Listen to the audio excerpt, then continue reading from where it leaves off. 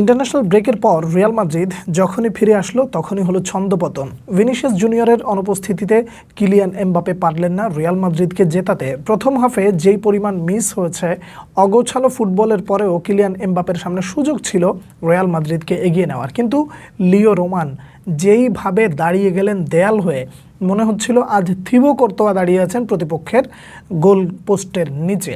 এই ধরনের ম্যাচ দেখার পরে আপনি আসলে কাকে দোষ দিবেন?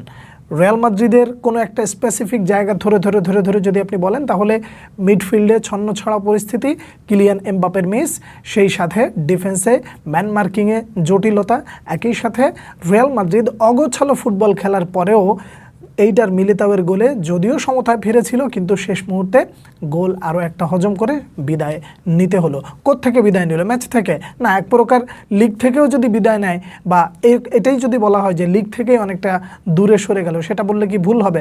দেখুন, বার্সেলোনা এই মুহূর্তে লিগ টপার, পয়েন্ট টেবিলে অনেক ভালো ব্যবধানে সামনে এগিয়ে আছে। অ্যাটলেটিকো মাদ্রিদের বিপক্ষে কি করবে এইটা দেখার বিষয় না, দেখার বিষয় হলো রিয়াল মাদ্রিদ কি করলো। আপনার দলকে জিততে হবে, প্রতিপক্ষের দিকে আপনার তাকিয়ে থাকতে হবে তখন যে তারা কি করে। কিন্তু রিয়াল মাদ্রিদ বার্সেলোনাকে যেন সুযোগ করে দিল যে লিগ টাইটেল জেতার জন্য যা কিছু দরকার তোমরা একটা ভালো পজিশনে নিয়ে নাও। রিয়াল মাদ্রিদের জন্য পজিটিভ সাইন আপনি কি বলবেন? এইটার মিলিতাওয়ের ফিরে আসা, কিন্তু এই পজিটিভ সাইনটাও আসলে দুঃখের একটা বার্তা থেকে গেল। তার কারণ কিলিয়ান এমবাপে যেই ধরনের মিসগুলো করেছেন এবং আর্দা গুলার যে মিসটা করেছেন, এই ধরনের মিসটা দেখার পরে সত্যি আপনি মনক্ষুণ্ণ হবেন। ইন্টারন্যাশনাল ব্রেকের পরে রিয়াল মাদ্রিদ ফিরে এসে যে প্রতিপক্ষের মাঠে খেলতে যাওয়া, সেইটাও আসলে আপনি দোষ দিতে পারবেন না, কিন্তু বলতে হবে আপনার প্রতিপক্ষ আজ নিজেদের মাঠে দুর্দান্ত খেলেছে। যেমন ছিল তাদের ক্রাউড, তেমন ছিল তাদের ডিফেন্স, তেমন ছিল তাদের অ্যাটাক, একই সাথে তাদের গোলকিপার যেভাবে বাধা হয়ে দাঁড়িয়েছেন, ওই জায়গায় আপনি বোধহয় বলবেন যে আমি থিবো কর্তোয়াকে মিস করেছি। সিজনের এই সময়টুকু পর্যন্ত রিয়াল মাদ্রিদ টিকে আছে কিসের উপরে? থিবো কর্তোয়ার উপরে। এই কথাটা আগেও বলেছি যে থিবো কর্তোয়া যেই ধরনের সেভ দেন, তাতে প্রতিপক্ষের আসলে আর কিছু করার থাকে না। রিয়াল মাদ্রিদের এরকম অগোছালো ফুটবলের বিপরীতে তারা যদি আজকে 1 পয়েন্টও পেত, সেটাও অবাক করার মতো হতো, কারণ প্রতিপক্ষ এতটাই ভালো খেলেছে।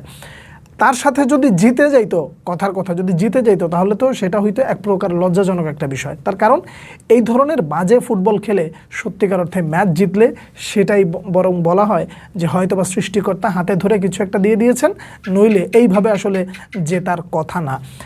রিয়াল মাদ্রিদের এই ধরনের বাজে ফুটবলের ইম্প্যাক্ট পরের ম্যাচের উপরে আসলে কতটা প্রভাব ফেলবে, এটা একটা প্রশ্ন দাঁড়িয়ে গেল। তার কারণ চ্যাম্পিয়ন্স লিগের ম্যাচ এই সপ্তাহে একেবারে ধুমধুমার পরিস্থিতি সব জায়গায় চলবে। একই সাথে আপনি দেখবেন যে রিয়াল মাদ্রিদ যদিও ঘরের মাঠে খেলবে, কিন্তু প্রতিপক্ষ তো আসলে ছোট প্রতিপক্ষ না, বায়ার্ন মিউনিখ। সেই বায়ার্ন মিউনিখ কারা? যারা কিনা রিয়াল মাদ্রিদের ঘরের মাঠে আসার আগে একটা দুর্দান্ত কামব্যাক দিয়েছে। আপনারা একটু স্কোরটা দেখেন, স্কোরটা দেখলে বুঝবেন। যখন রিপোর্ট লিখছিলাম তখন দেখছিলাম যে বায়ার্ন মিউনিখ কী করে। তো বায়ার্ন মিউনিখের চিত্রটা দেখার পরে জাস্ট স্পিচলেস হয়ে গেলাম যে একেবারে শেষ মুহূর্তে এসে 3টা গোলের কামব্যাক।